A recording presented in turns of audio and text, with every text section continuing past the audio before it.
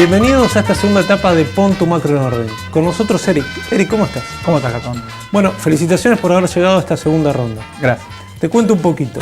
Te voy a dar una serie de preguntas sobre un país X y vos la vas a tener que responder muy brevemente en el menor tiempo posible. Para elegir ese país, te voy a mostrar unos grupos de países y vos de ahí elegís. Bueno, el primer grupo es países con alta inflación. El segundo grupo son países que tienen estadísticas oficiales alteradas. Y el tercer grupo son los países que tienen la mayor probabilidad de default según su CDS. Viendo los países. Dame Argentina, que está en los tres. Perfecto, Argentina. Ya empezamos. Dale. ¿En qué consiste el reciente fallo del juez Griesa? El fallo se apoyó en la idea de que los holdouts no estaban recibiendo un trato igualitario y ordenó que reciban un pago en cash por el total que reclaman, capital más intereses. Eso fue sorpresivo, pero lo más sorpresivo fue que levantó una cláusula que inicialmente suspendía el pago. El juez está amenazando con tomar los recursos de los fondos que en New York cobrarán los acreedores que sí entraron al canje y transferirse a los holdouts. Esto sería un default en caso de que el gobierno se niegue a pagar el fallo, el cual afecta al universo de títulos bajo legislación New York. La República está apelando el fallo de cualquier manera, pero es una película con final abierto. No solo por lo que finalmente termine fallando la justicia en Estados Unidos, sino también porque el gobierno, en caso de recibir un fallo adverso, podría cambiar las rutas de pago para eludirlo, lo que daría lugar a otras complicaciones y no evitaría un default. Perfecto. Nombre un problema macroeconómico estructural de la Argentina. Te diría que ninguno, considerando dados los factores externos actuales, así que los temas me parecen más por el lado institucional. ¿Cómo está hoy la balanza comercial sectorial?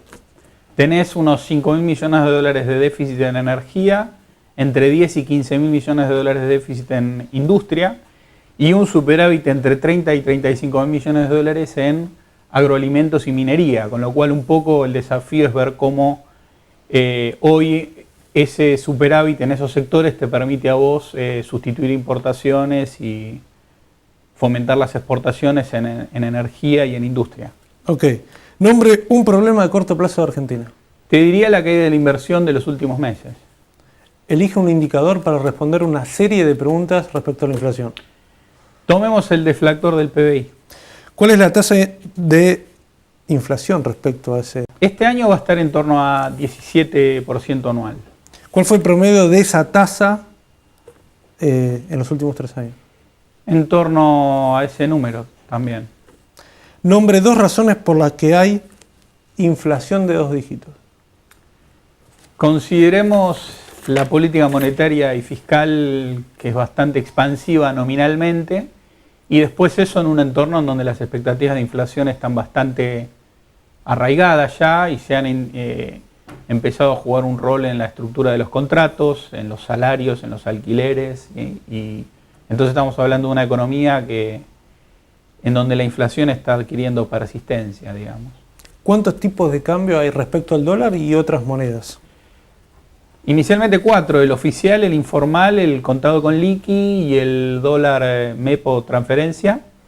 Digo 4 porque se pueden mencionar otros, algunos hablan del dólar soja o del dólar turismo, pero esos son tipos de cambio que surgen luego de aplicarle algún impuesto o retención al tipo de cambio oficial. Digamos, un exportador de soja luego de pagar retenciones recibe más o menos poco más de 3 pesos por cada dólar que exporta. Si importás bienes de capital que son producidos localmente, tenés que pagar el tipo de cambio oficial más 14%. Y si vas al exterior y pagás con tarjeta, tenés que pagar el oficial y te hacen una retención de 15%, que es a cuenta de ganancias. ¿Por qué hay tantos tipos de cambio? Inicialmente te diría por el control de cambios que se puso hace poco, y más por el lado estructural, cuando vos tenés sectores exportadores con diferenciales de productividad importantes, el sector que es más productivo relativamente, como es el agro, se puede soportar un tipo de cambio más apreciado y por ende recibir un tipo de cambio diferencial. ¿Qué tasa de depreciación respecto al dólar oficial tiene el peso para este año? Entre 14 y 15% anual. ¿Cuál es la tasa de depreciación anual promedio respecto al dólar oficial en los últimos 3 años? 9%. ¿Por qué hay tantas restricciones respecto al dólar? Las que se establecieron recientemente, sencillamente porque el Banco Central no quiso ni devaluar más rápido el tipo de cambio oficial ni perder reservas. ¿Cuántos dólares tiene usted? Paso. ¿Es malo que una moneda se deprecie? No, inicialmente no es ni bueno ni malo, igual que un superávit o un déficit, en sí mismos no son ni buenos ni malos. ¿Puede una economía mostrar una tasa de inflación sistemáticamente superior a la tasa de depreciación? Puede por un muy buen tiempo, pero no en forma indefinida. Lo que pasa es que hay factores que pueden ese periodo de tiempo alargarlo, como puede ser suban los precios de exportación, que tus socios comerciales se aprecien en términos reales, que tengas algún descubrimiento de algún recurso natural en algún yacimiento, lo que sea, que te permita a vos generar la expectativa de futuros superávits comerciales, y también en una entrada de capitales muy fuerte. ¿Qué diferencias tuvieron las políticas monetarias de países de la región, incluido Argentina, a partir del 2006? En general, y así sacando las salvedades, acá se siguió una política monetaria en donde se pretendió evitar apreciaciones nominales del tipo de cambio, y de hecho hubo depreciaciones nominales a lo largo del periodo, con aumentos de precios que fueron superiores, mientras que en la mayoría de los países de la región se permitieron convalidar apreciaciones nominales del tipo de cambio y con menores aumentos de precios domésticos.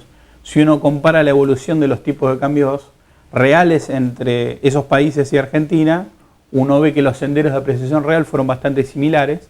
Simplemente algunos países de la región apreciaron en términos reales sin inflación y otros con inflación. Y antes que suene la chicharra, ¿quién dijo la siguiente frase? Hay 4 tipos de países: los no desarrollados, los desarrollados, Japón y Argentina. Estoy entre Paul Samuelson y Simon Kuznets, vamos a decir Simon Kuznets. Perfecto. Me dice el escribano oficial que no respondió bien ninguna de las preguntas. Es más, debe 2. ¿Cómo están sus papeles con la FIP? Voy a llamar a mi contador. Muchas gracias. Gracias, Eli.